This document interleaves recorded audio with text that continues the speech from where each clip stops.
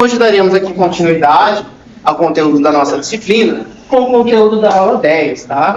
E essa aula 10 será então uma aula sobre a parte de fluido dinâmica computacional, tá certo? Do CFD, sendo a primeira aula, né, de uma série de 3 aulas que vão trazer aqui conceitos e exemplos dessa parte de simulação fluido dinâmica computacional, para que aí a gente possa correlacionar os conteúdos que a gente já viu e verificar que isso pode ser abordado também em um tipo diferente de simulação, que é diferente da simulação de processos, de fato, que a gente vai ver mais adiante. Tá certo? Então, essas aulas foram todas desenvolvidas a partir desse semestre na disciplina e nós estaremos, então, vendo aplicações em diferentes contextos, conforme eu falei lá na aula passada, na aula 9. Lembra que eu falei que a simulação ela é implementada em diferentes escalas de tempo e de espaço, desde a etapa de análise em escala molecular, né, em nível molecular, depois em nível de fluidodinâmica, em nível de processo e em nível de pesquisa operacional nas cadeias de suprimentos de distribuição de matérias-primas e produtos, tá? E aqui essa parte vai atender, então, a parte de fluidodinâmica e depois dessas aulas nós retomaremos com as simulações em nível de processo. Bem?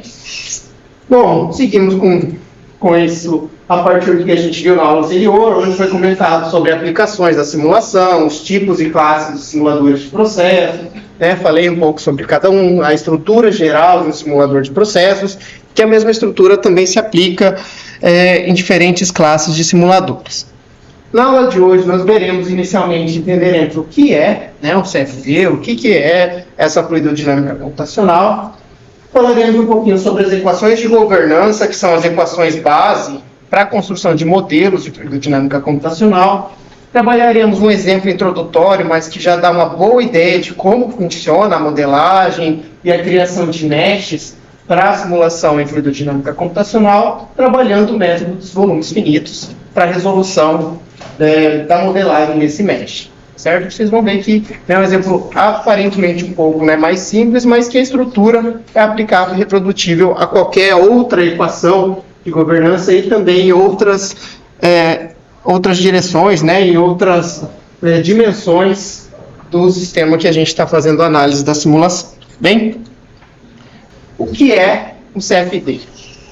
Computational Fluid Dynamics, tá certo? Ou aqui na nossa tradução, né, análise de fluidodinâmica computacional, no qual nós fazemos uma abordagem, uma simulação com algumas características específicas de um sistema, certo?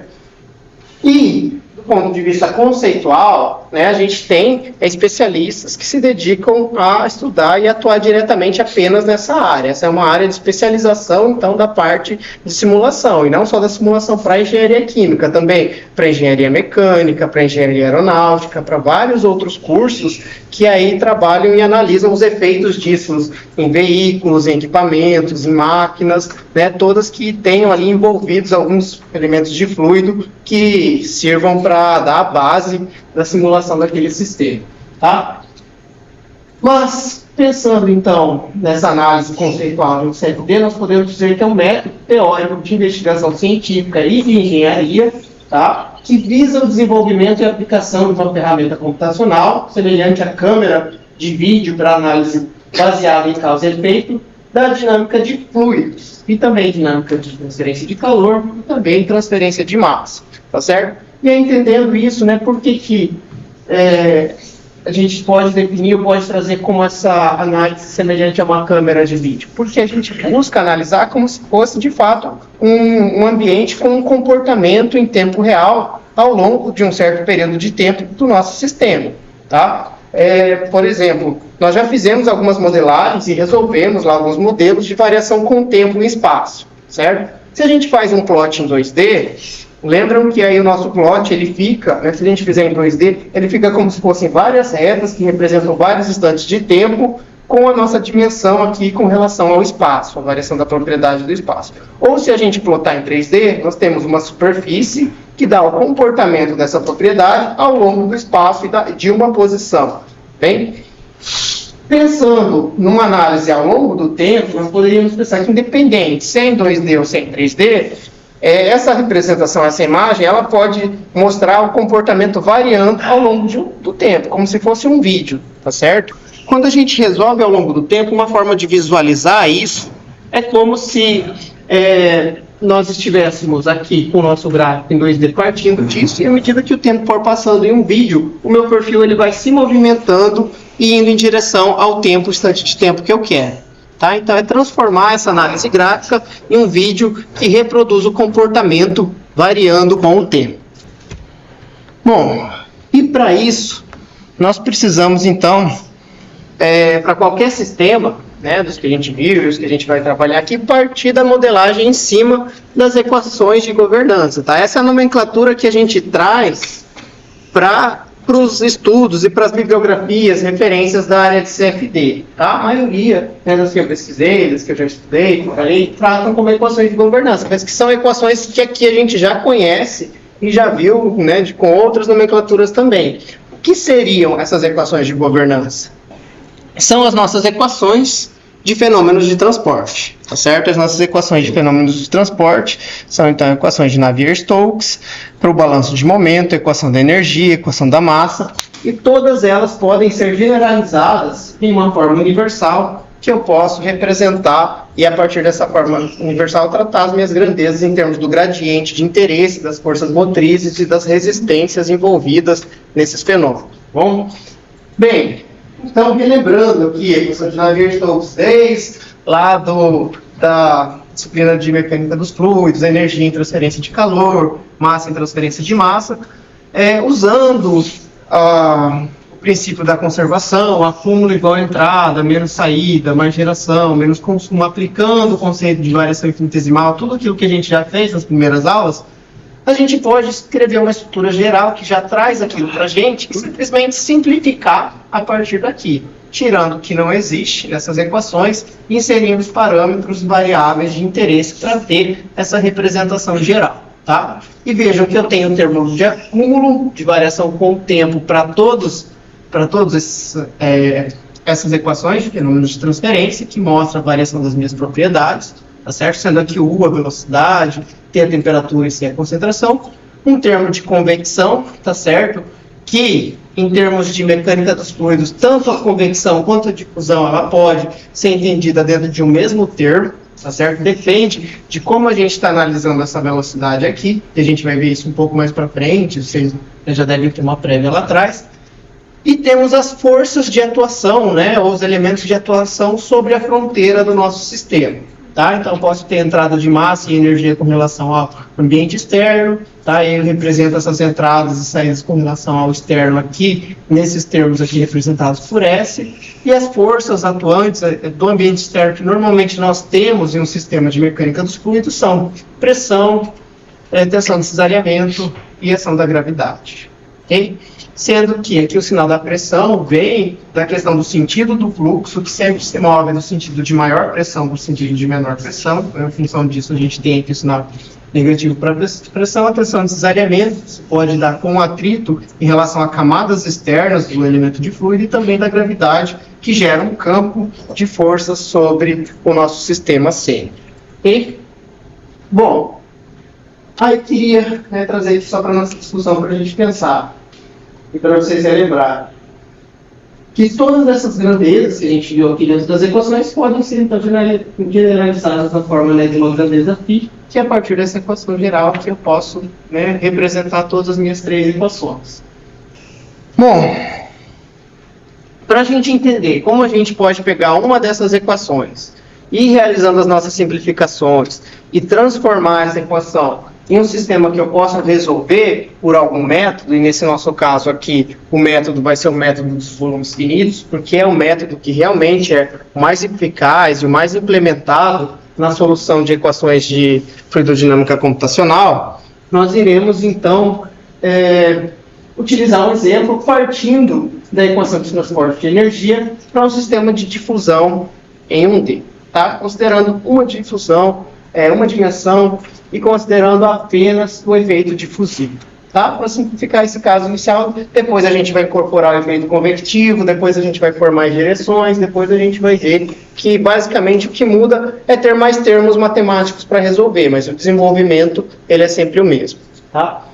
Bom, partindo então da equação geral do balanço de energia, do transporte de energia que a gente viu ali, nós podemos então analisar nessa nossa equação que para o caso de um sistema apenas com difusão, eu não vou considerar uma variação temporal, tá? Vou considerar também um estado estacionário e também não vou considerar uma variação com relação a efeitos de convecção. Tá? Então, se eu já não tenho, né, acúmulo de energia ou desacúmulo de energia e efeitos convectivos, eu já simplifico dois termos da equação geral e fico apenas com o termo de variação de energia por condução e a entrada ou saída de energia com relação ao ambiente externo pela fronteira do meu sistema. Ok? Bom, aí o que a gente tem nas nossas equações que aqui estão generalizadas e, digamos assim, condensadas no formato genérico? Nós temos aqui os nossos gradientes, né, e os nossos operadores que trazem isso para um formato de produto escalar. Tá? E aí aqui a gente sabe que isso é uma forma de representar as diferentes coordenadas que a gente tem envolvidas com relação à variação de uma propriedade dentro de um sistema. Tá? No caso aqui do efeito de difusão, né, no efeito convectivo, nós temos, então, o gradiente da temperatura e temos também um operador de produto escalar aqui envolvido nesse termo da equação. Então, se eu expando o meu gradiente, né, eu expando para a variação da propriedade nas dimensões do sistema que eu vou analisar. X, Y e Z, se forem coordenadas cartesianas, se forem coordenadas cilíndricas, né, angular, radial, se forem esféricas, né, angular e radial também. E aí a gente consegue, então, também usar o produto escalar para fazer a diferenciação externa mais uma vez. Mas aqui, sendo a diferenciação sobre o termo interno.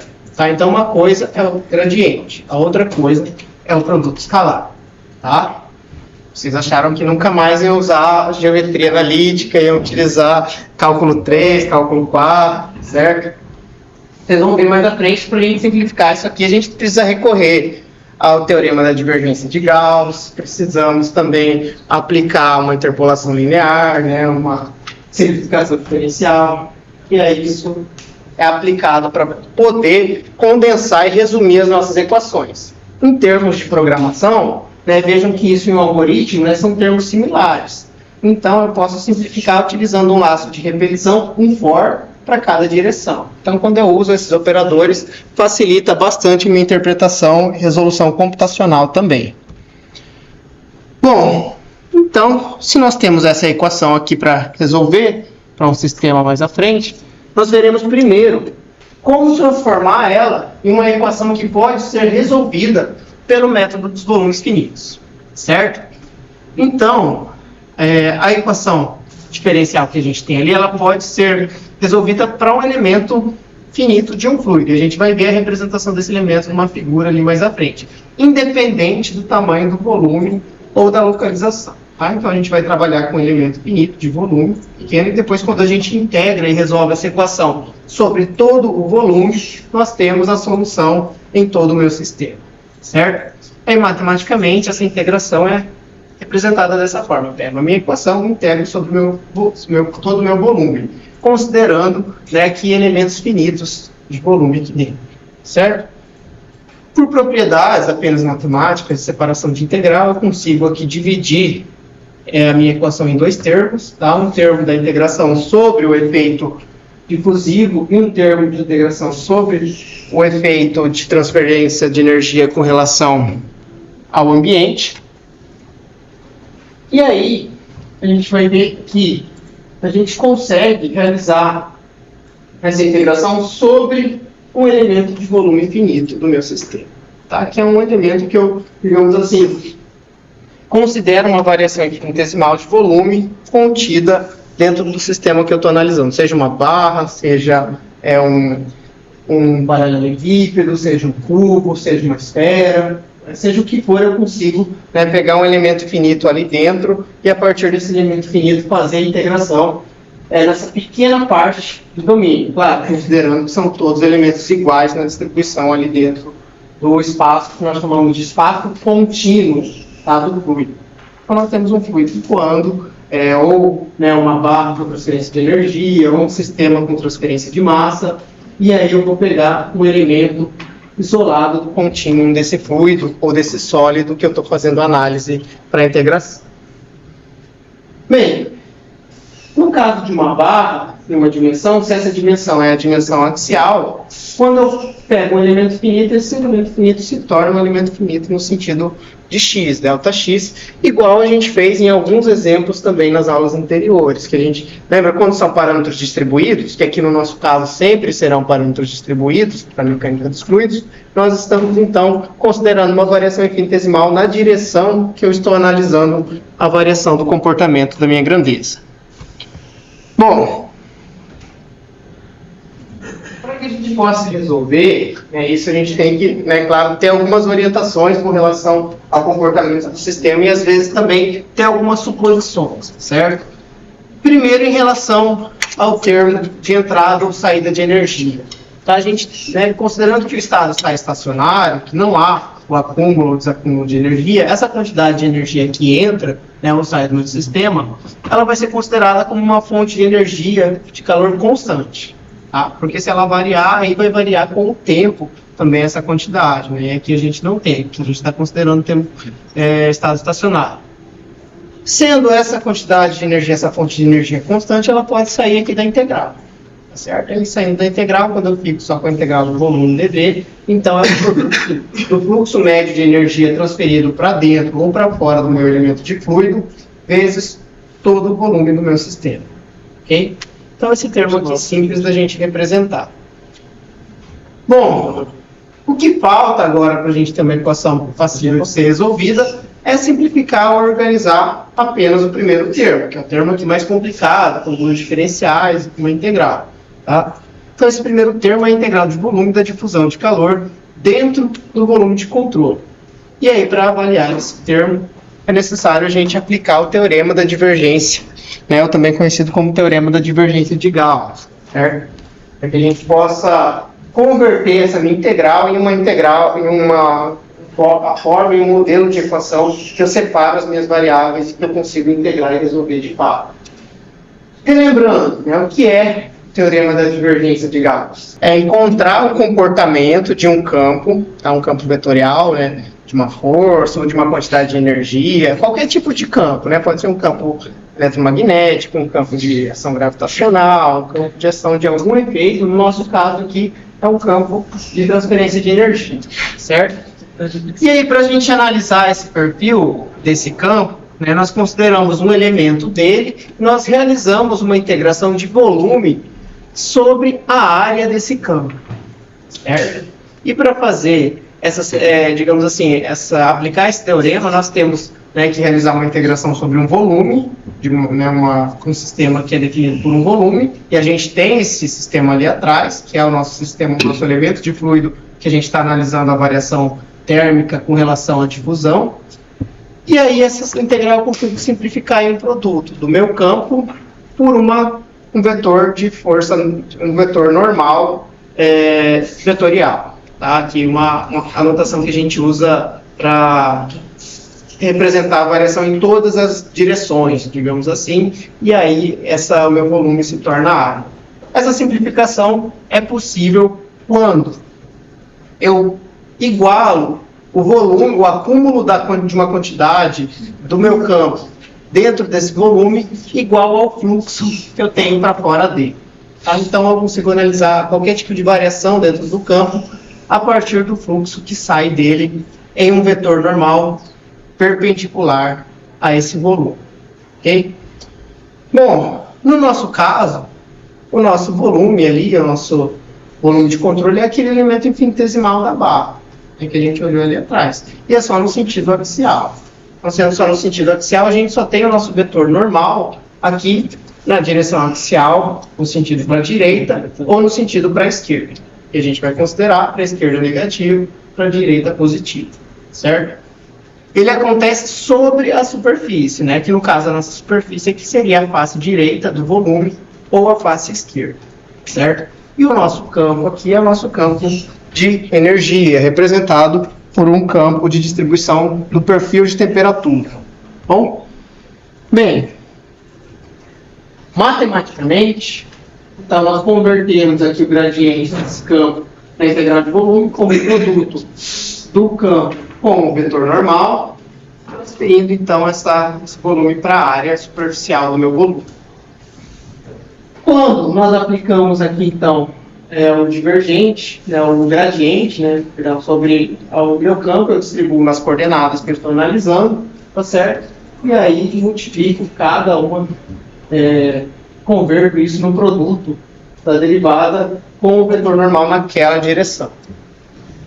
Sim, só para a gente relembrar matematicamente como funciona, tá? Porque a gente acaba aplicando daí isso sobre o sistema que a gente tinha ali atrás. Uma das minhas integrais, então, que eu tinha aqui internamente, vai se tornar um produto, do diferencial com o vetor normal, e a minha variação, que antes era área, antes era volume, vai se tornar área. Tá? Então, eu posso fazer essa conversão sobre a integral de volume por conta do teorema da divergência.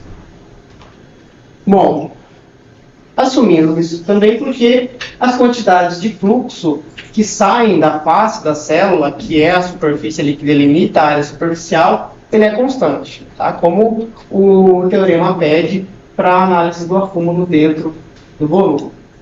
E aí essa primeira integral aqui, ela pode então ser simplificada. Sendo esse fluxo de energia constante, posso tirar ele da integral. Ok? Tirando ele da integral, eu fico com a integral sobre a área dA. E aí, se torna também mais fácil, mais simples de realizar. Porém, eu tenho que identificar quem que é essa área, tá? Essa área, ela não vai ser a mesma para todos os elementos de fluido que eu tenho ali dentro, certo? Por quê? Seja em 1D, seja em 2D, 3D. Porque, na verdade, ela vai ser a mesma para a grande maioria dos elementos que eu tenho dentro do meu volume, porém, ela não vai ser a mesma para os elementos que eu tenho na borda do meu sistema, tá certo? Porque na borda do meu sistema eu tenho uma fronteira diferente das fronteiras que eu tenho nos volumes, nos elementos internos, tá? Isso gera, se a gente não levar isso em consideração, se a gente não prestar atenção nisso, naquilo que eu comentei, de problemas de borda na solução de equações diferenciais parciais, que a gente fez, aplicou o método das diferenças finitas, lembra lá na aula 8, e resolveu para aquele perfil também de variação de energia em uma barra, e lá no começo a temperatura nas extremidades da barra era constante, e dava um pico no gráfico, de 70 e 30 direto para 50, não mostrava aquela variação certinha. Por isso, o método dos volumes finitos considera esses efeitos de borda, e, portanto, a minha solução é melhor e mais robusta sobre uma análise de um sistema com relação às diferenças finitas, certo? Bom, e aí, para que a gente consiga, então, ter uma nomenclatura para trabalhar a modelagem matemática sobre esses volumes, nós vamos considerar aqui, então, com as letras minúsculas L e R, as faces, as fronteiras do meu elemento, tá? L é a fronteira esquerda e R a fronteira direita, e nós iremos nos referenciar aos pontos centrais, e daqui a pouco eu vou falar por que pontos centrais, tanto os meus volumes da célula em questão quanto das células vizinhas, com as letras maiúsculas, sendo L maiúsculo o centroide da célula esquerda, R maiúsculo o centroide da célula direita e P é o centroide da minha célula em questão, ok? Para a gente conseguir matematicamente organizar e entender o que a gente tem na modelagem. Para a integral da área, vejam que, como a gente tinha um vetor normal para a esquerda e para a direita, nesse volume de controle que a gente está analisando, eu vou ter, então, um termo na solução da integral para cada vetor normal, tá? Sendo o da direita, representado aqui com L minúsculo, e o da esquerda com L minúsculo aqui na frente. O termo lá de entrada de energia sempre permanece quietinho ali, sendo carregado na nossa equação. Então eu preciso fazer a integração para cada vetor normal que eu tenho. Como eu tenho dois vetores normais, é uma direção só, para um sentido e para o outro, então eu tenho dois resultados daquela integral ali, que era a integral de A dA. Lembra? Só que é uma integral que ela é para cada vetor normal. O sinal no sentido para a esquerda é negativo desse vetor normal.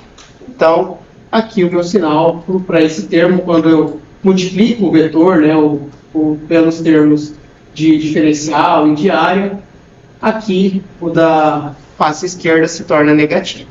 Tá? Então, tenho aqui uma representação já mais simplificada da minha equação. Digamos assim, eu sumi com a integral. O que eu tenho agora é só diferencial. Porém, essa diferencial ela é válida. Na verdade, ela é válida para todos os elementos da malha que a gente vai construir e que a gente vai analisar o perfil de temperatura. Porém, ela é uma condição difícil de resolver porque a gente está resolvendo na interface, que é onde acontece o fluxo de energia, e que a gente não tem nenhuma condição de contorno para resolver, tá certo? Com relação às células, né? A gente vai ver lá na frente as condições de contorno saem da entrada e saída de energia e saem também das extremidades de temperatura das bordas do meu sistema. Então, para que a gente possa aplicar o método dos volumes finitos, esses termos aqui, eles não podem estar escritos na face, na fronteira do meu volume. Eles têm que estar representando o ponto central do meu volume. A gente chama de centroide.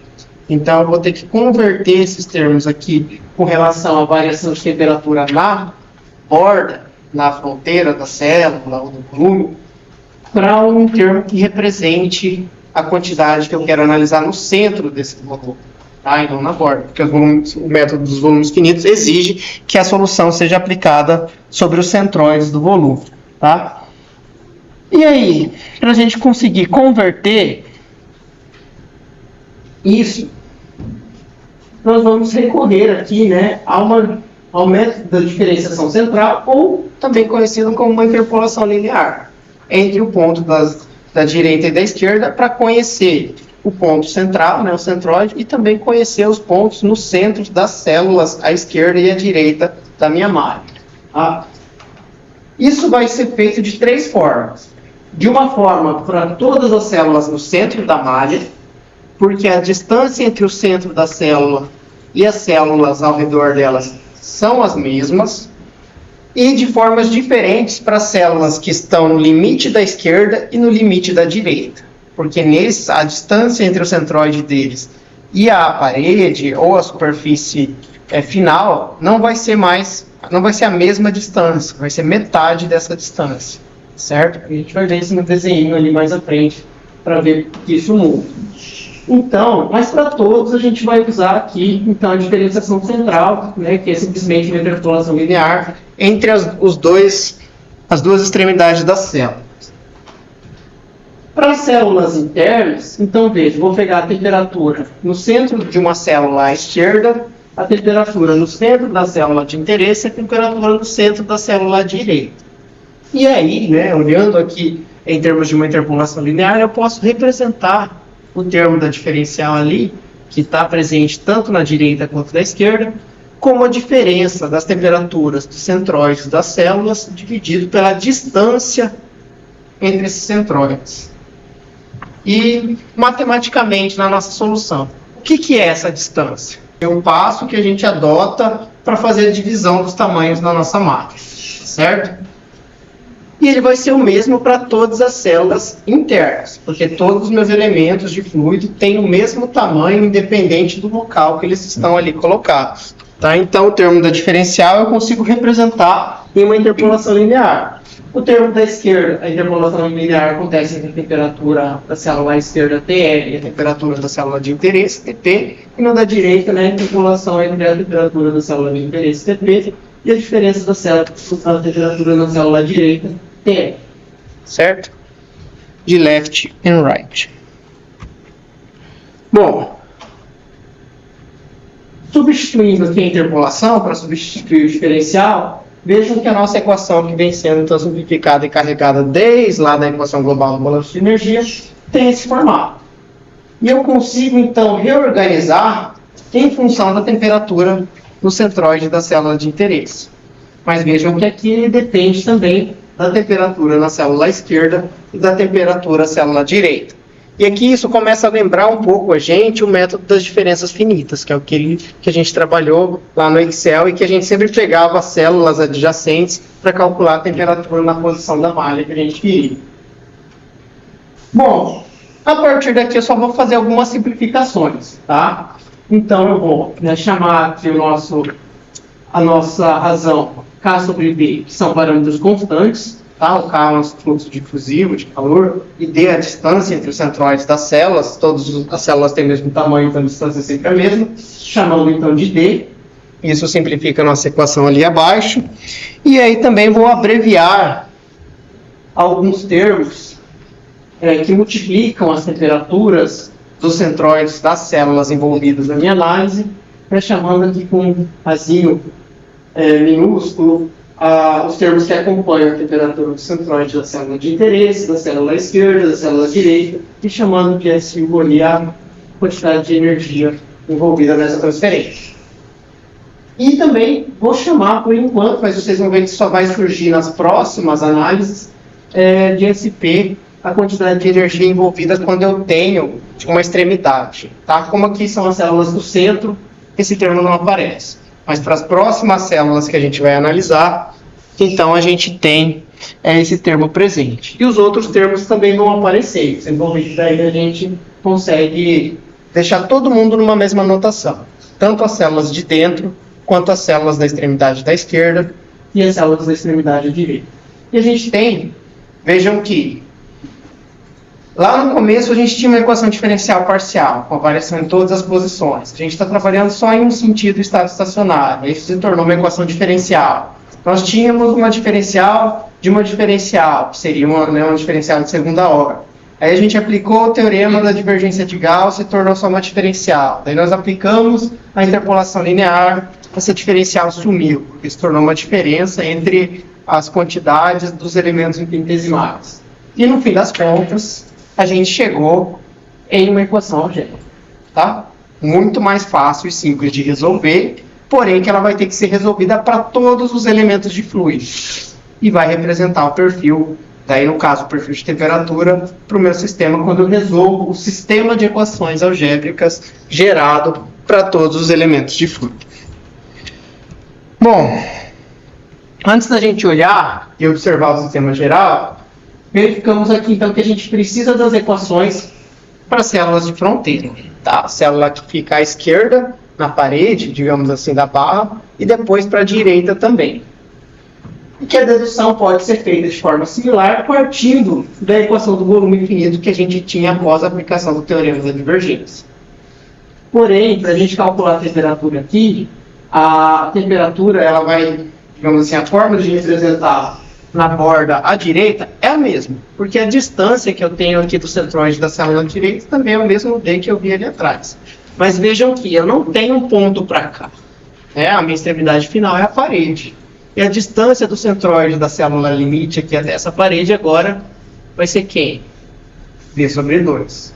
Tá? Então, por isso, a minha equação geral vai mudar. Né? E vejam que daí na interpolação aplicada à face esquerda dessa célula limite à esquerda se torna então a diferença entre a temperatura do centróide dela com relação à temperatura da parede sobre D sobre 2, porque agora a minha distância é menor. E aí, vou substituir. Da célula direita é igualzinho que a gente fez no anterior. Da célula esquerda, o que muda aqui é que daí é a distância dividida por 2. De qualquer forma, faço as mesmas simplificações. Chamo o meu K sobre Dzinho de D. Simplifico os termos que multiplicam as temperaturas do centróide, a esquerda, a direita. No caso aqui eu não tenho célula esquerda, então meu TL vai multiplicar zero. Mas agora apareceu o TA, que é a temperatura na parede à esquerda. E aí aqui, fica vezes 2, eu consegui ter a mesma notação, a mesma nomenclatura que eu tinha para as outras. E tenho, vejam, os mesmos coeficientes que eu já escrevi ali atrás. Então essa é a equação que vale exclusivamente para a célula no limite da parede à esquerda, certo? Porque é 1D. Se eu tivesse um sistema 2D, todas as células enfileiradas ali encostadas nessa parede também na segunda dimensão obedeceriam ou seguiriam essa equação.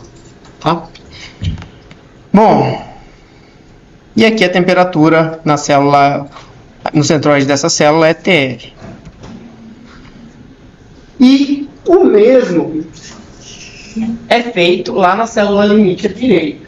Tá? E aí na célula limite à direita, vejam que nós estamos, então, interessados em calcular a temperatura nela aqui. A única coisa que vai mudar com relação à dedução que a gente fez anteriormente é que agora, no termo da esquerda, a interpolação linear acontece da maneira das células do meio, e a interpolação com relação ao parênteses na direita vai ser com D sobre 2 com relação a ela. E aí, para diferenciar da temperatura da célula esquerda, que eu chamei de TA, aqui eu vou chamar de TB. Tá? E aí eu consigo substituir as duas interpolações para chegar na equação final. Por que a gente quer deixar todas as equações aqui com um coeficiente padrão? Porque daí na hora de montar o sistema de equação, vejam, a gente chega aqui uma forma mais fácil de olhar os coeficientes que vão compor esse sistema de equações. Então, basicamente, aqui o meu sistema de equação vai ser composto pela modelagem da célula limite na esquerda, a modelagem da célula limite na direita, e todas as minhas células internas, elas vão ter a mesma modelagem. Então, eu só tenho 3 formas de equação, e são todas equações algébricas lineares. Bom, quantas células eu vou ter aqui no interior? Depende do passo que eu adotar, certo? E aí, com isso, eu vou ter um número tanto de células, sendo que 2 vão ser as das extremidades e as demais serão as células internas, tá? E aqui, por enquanto, ainda está de forma geral. Bem, vamos supor, por exemplo, então, que nós, tendo esse equacionamento, agora a gente pode fazer o que a gente chama de mesh do meu sistema, que é a malha que representa o perfil do comportamento da propriedade de interesse, nesse caso, a temperatura, tá?